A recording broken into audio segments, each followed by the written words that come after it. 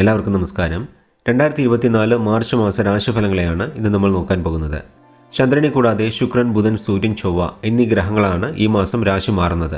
ഈ മാറ്റങ്ങളൊക്കെ മേടം മുതൽ മീനം വരെയുള്ള 12 കൂറുകൾ ജനിച്ച വ്യക്തികൾക്ക് നൽകാൻ പോകുന്ന അനുകൂലവും പ്രതികൂലവുമായ ഫലങ്ങളെക്കുറിച്ചാണ് ഇന്ന് നമ്മൾ നോക്കാൻ പോകുന്നത്. രാശിഫലങ്ങൾ പൊതുഫലങ്ങളാണ്. ഓരോ വ്യക്തിയുടെയും ജാതകരീതി നടക്കുന്ന ദശാപഹാരങ്ങൾക്കനുസരിച്ച് ഇതിൽ മാറ്റങ്ങൾ ഉണ്ടാകും എന്നുള്ള കാര്യത്തെ ഒരിക്കൽ കൂടി ഓർമ്മിപ്പിച്ചുകൊള്ളുന്നു. ശരി, എന്നാൽ നമുക്കിനി മാർച്ച് മാസ രാശിഫലങ്ങളിലേക്ക് കടക്കാം.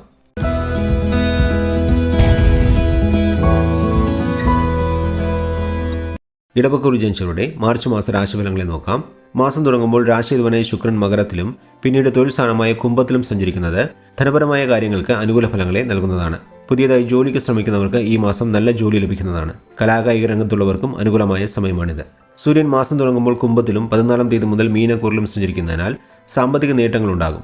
സർക്കാരിൽ നിന്നും ആനുകൂല്യങ്ങൾ ലഭിക്കാനും സാധ്യതയുള്ള സമയമാണിത്. കോടതിയിൽ കേസുകൾ നടക്കുന്നവർക്ക് അനുകൂലമായ വിധിയുണ്ടാകും. ചിലർക്ക് അനുകൂലമായ സ്ഥലം മാറ്റവും ലഭിക്കും. മാർച്ച് 15 വരെ ചൊവ്വ മകരത്തിൽ സഞ്ചരിക്കുന്നത് സ്വന്തമായി തൊഴിൽ ചെയ്യുന്ന ഇടവക്കൂറുകാർക്ക് അനുകൂലമാണെങ്കിലും അതിനുശേഷം ശനിയുടെ കൂടെ ചേർന്ന് തൊഴിൽ സ്ഥാനത്തിൽ ചൊവ്വ സഞ്ചരിക്കുന്നതിനാൽ ഇടവക്കൂറുകാരുടെ തൊഴിൽ സ്ഥാപനത്തിൽ അനാവശ്യമായ തർക്കങ്ങളും വഴക്കുകളും ഉണ്ടാകാൻ സാധ്യതയുണ്ട്.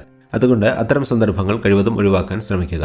ജോലി ചെയ്യുന്നവർക്കും മേലധികാരിയുമായി ചില പ്രശ്നങ്ങൾ വരാനും സാധ്യതയുള്ളതിനാൽ സ്വന്തം ജോലിയിൽ മാത്രം ശ്രദ്ധ കേന്ദ്രീകരിക്കുന്നതാണ് നല്ലത്.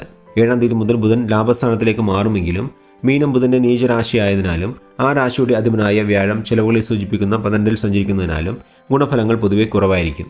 എങ്കിലും 16-ാം തീയതി മുതൽ ബുധൻ തന്റെ സ്വന്തം നക്ഷത്രമായ രേവതിയിൽ സഞ്ചരിക്കുന്നതിനാൽ ദോഷഫലങ്ങൾ കുറയുന്നതാണ്. വളരെ ശ്രദ്ധയോടെ പഠിച്ചാൽ മാത്രമേ ഇടവക്കൂറ് ജനിച്ച വിദ്യാർത്ഥികൾക്ക് പരീക്ഷകളിൽ പ്രതീക്ഷിച്ച വിജയം നേടാൻ സാധിക്കുകയുള്ളൂ. മാർച്ച് 5, 6 ഈ തീയതികളിൽ ചന്ദ്രൻ അഷ്ടമരാശിയിൽ സഞ്ചരിക്കുന്നതിനാൽ പുതിയ കാര്യങ്ങൾ ചെയ്യാതിരിക്കുന്നതും യാത്രകൾ ചെയ്യുമ്പോൾ ജാഗ്രത പാലിക്കുന്നതും നല്ലതാണ്.